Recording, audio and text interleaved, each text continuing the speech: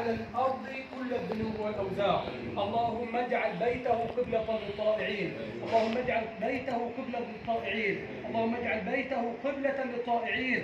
اللهم يا ذا الجلال والإكرام اجعله يسير على نهج نبيك الأمين. اللهم آمنه كلما غدا إلى بلد أو غدا إلى موطن، اجعله يغدو في أمن وأمان، واجعله يعود في أمن وأمان. اللهم اشفه وعجل بالشفاء القريب يا ذا الجلال والإكرام، واشف ابنه محمد بفضلك وكرمك وفضلك يا أكرم الأكرمين. اللهم عجل بشفاء عبدك الحاج سامي أبو سريع، وعجل بفضلك بشفاء محمد ابن عبدك الحاج سامي أبو سريع. اللهم لا تثقل به مرضا ولا تجعل به ألما، وخفف عنه بفضلك كل موضع أصبته به يا أكرم الأكرمين.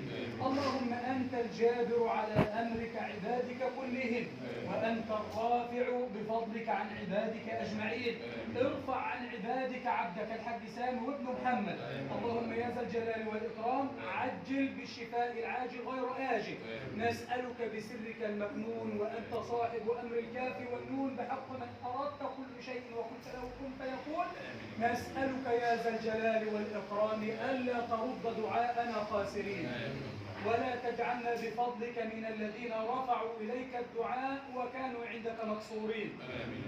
اللهم لا ترد الدعاء في وجوهنا، ولا تجعلنا ممن خاب ظنه فيك يا ربنا. اللهم لا تخيب ظننا فيك، اللهم لا تخيب ظننا فيك، اللهم لا تخيب ظننا فيك.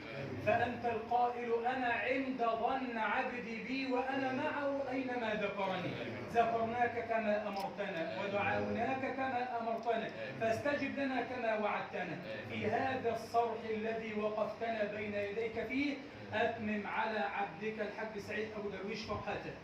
اللهم أتمم عليه فرحته، اللهم أتمم عليه فرحته، وأدخل السرور على قلوب عبادك كلهم آمين. اللهم أدخل عليهم السرور، ولا تحرمنا أجر وفضل زيارتك التي كتبتها لنا.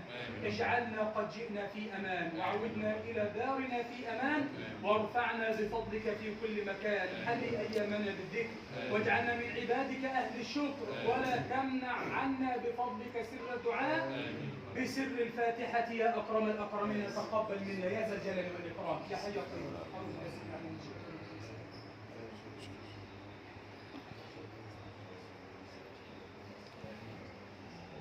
أحسنت يا شيخ معاش.